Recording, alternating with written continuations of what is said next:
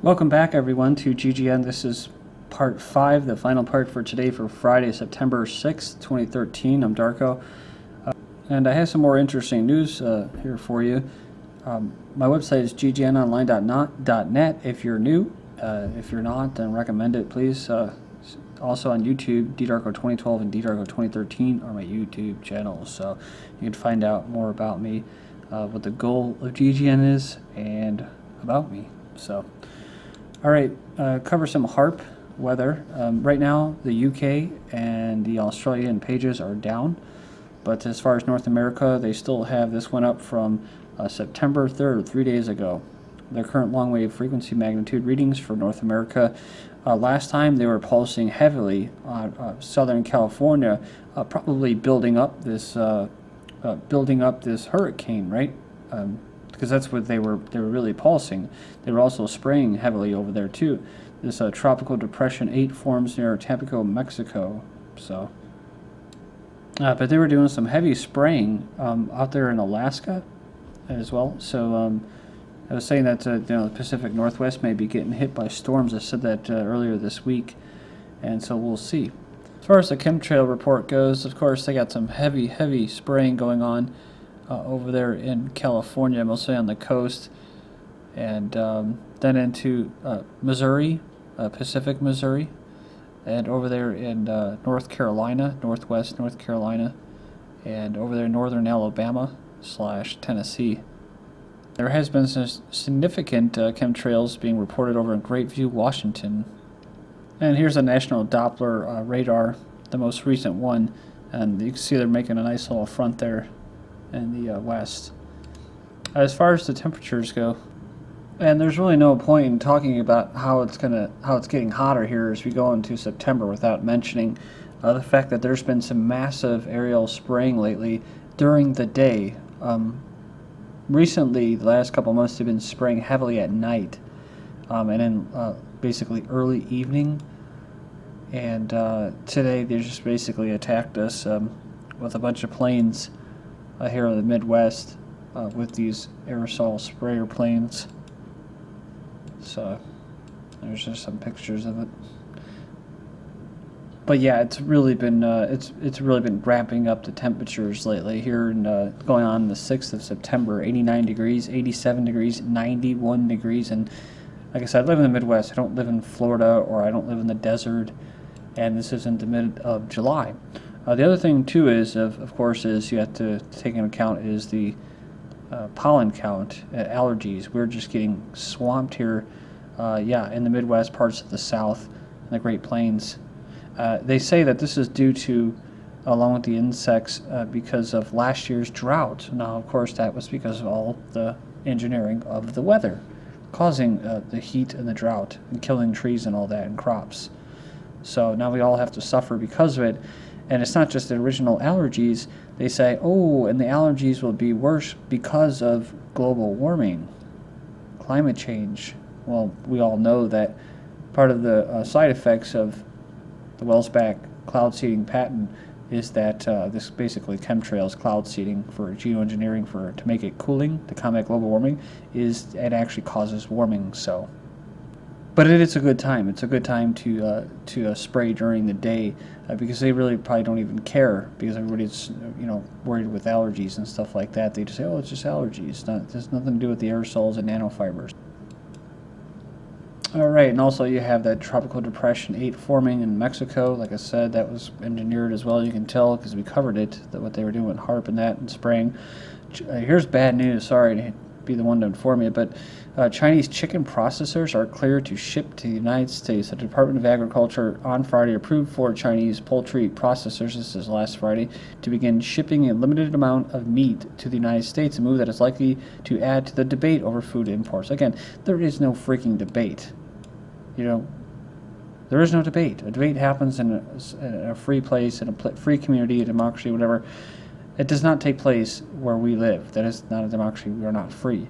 So there is no debate taking place. They'll just have shit articles like this to engineer consent to let you think that you have some kind of say in the process while they import these birds that can be carrying the H1 H7N1, or not H1N1, but the H5, I think N7 or something like that. Bird flu, basically, avian bird flu. It's been found. It's been they've turned it, basically weaponized it in a lab.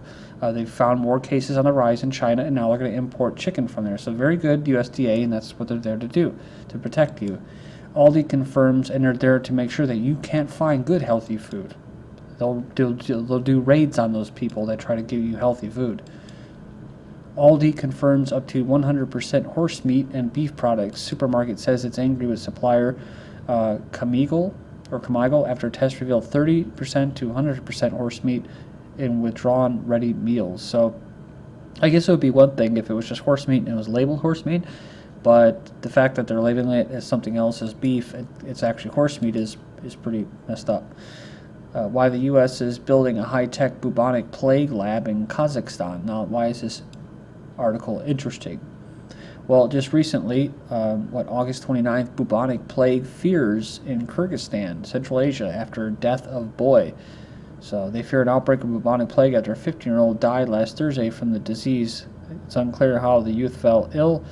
However, it's believed that he was infected after eating a barbecued marmot infected with lethal virus. So something out of the X-Files or something. But we've talked about this before. These scientists that was working with bubonic plague, again, to experiment with it. It was a harmless strain. Actually died while in the lab. So why is the U.S. building a high-tech bubonic plague lab in Kazakhstan? I don't know. I think maybe they're just having fun. Central Reference Laboratory in Kazakhstan is due for completion in 2015. Biologists from the Soviet Union, now known as whatever, sat down with the CIA, had a terrifying secret to reveal that bioweapons program the Soviet Union stopped in the 1980s hadn't actually stopped at all. I love this. It goes here, it says that this was in 1989, around the time that Western leaders were urging the USSR to halt its secret program. It goes on, it says that the Soviets had dwarfed the U.S. program by many orders of magnitude. This is disregarding the possibility that the U.S. was also developing some of the weapons in secret to be used against each other? No, against their own people, most likely. So we've been talking about in the Middle East news about Central Asia. Now it's kind of coming into the picture slowly, subtly, as far as what people refer to as World War III. And, battling over resources and that, and basically slave workers. Russia attempts to draw Tajikistan and Kyrgyzstan back into its orbit. I saw this article from yesterday. It says many of these people are out of work and they're actually migrating to Russia for work. See, it's already there, right? So it says that, and though Russia needs cheap labor, Tajikistan and Kyrgyzstan need jobs much more. And it goes into how they actually have rich mineral resources as well. Russia piles pressure on former Soviet satellites to drop EU aspirations. So the article was also talking about having a counter to, basically they have their BRIC and SCO countries. They want to have a version of the EU for themselves and include the Central Asian countries into it. It says, as a summit of the EU's Eastern Partnership draws near, which several former Soviet states are expected to sign these agreements with the EU, Russia appears to have stepped up efforts to pull those same former Soviet states closer and into its own customs union. It says here they're leaning on the stick of threatening to withhold energy resources. Putin sees the customs union, as they call it, as the building block of the Eurasian Economic Union. So I think the point here that I'm trying to make is that there's one of the East is not better than the West. Russia's not better than the United States, and the U.S. isn't better than or worse than any of the other ones. I would say, yeah, they're probably maybe one is worse than the other. But the point is that if the United States and the West and Israel and these countries get control over these pipelines in the Mideast and that, and do go after Iran and are really close to Russia and in their sphere of influence in their trading area, and then go into Central Asia after that, then you're definitely going to see some issues arise. Russia issues travel warning about United States, citing threat of kidnapping from September 3rd. Nations typically issue travel warnings or alerts for citizens who may face an array of threats abroad, ranging from political unrest to natural disasters or health scares, but Russia issued an advisory on Monday of a different nature, urging citizens to check if U.S. authorities have a problem with them before they depart from Russia. The threat is the U.S. justice system. They say incidences in which Russian citizens are detained in various countries of the world upon request of U.S. law enforcement who seek to extradite and prosecute them in the U.S. has increased. Australia's former deputy prime minister urges boycott of United States over baseball players killing, lashes out. So it says you're 15 times more likely to be shot dead in the USA than you are here in Australia. It says this is murder mayhem on mainstream USA every day of the week, but you hide from that. So of course, they go out there and attack the NRA, which basically represents the weapons complex to sell cheap crap weapons to Americans, so they think that they're free and they have a Second Amendment still. So. But really, what he should be saying is, you may want to not go to Australia anymore, especially if you're white. No offense there, but, you could get shot because, there's not going to be much hoopla over it, right? You hear stories like this or like the Zimmerman. It's still going on. Zimmerman's been arrested. Zimmerman did this. He's still in the news, right? Why aren't things like this in the news? Teen guilty of murdering baby and stroller. So the Georgia's Darmikas Elkins faces life in prison. So it says here the teens, they're just teens, they're not blacks. They pulled out a gun as she walked her 13-month-old son, and they allegedly shot both the baby and Wes in her leg. So he won't get as horrific of a crime as it is, he won't get the death penalty because he's a teen. He's a kid. He's just 17 at the time of shooting.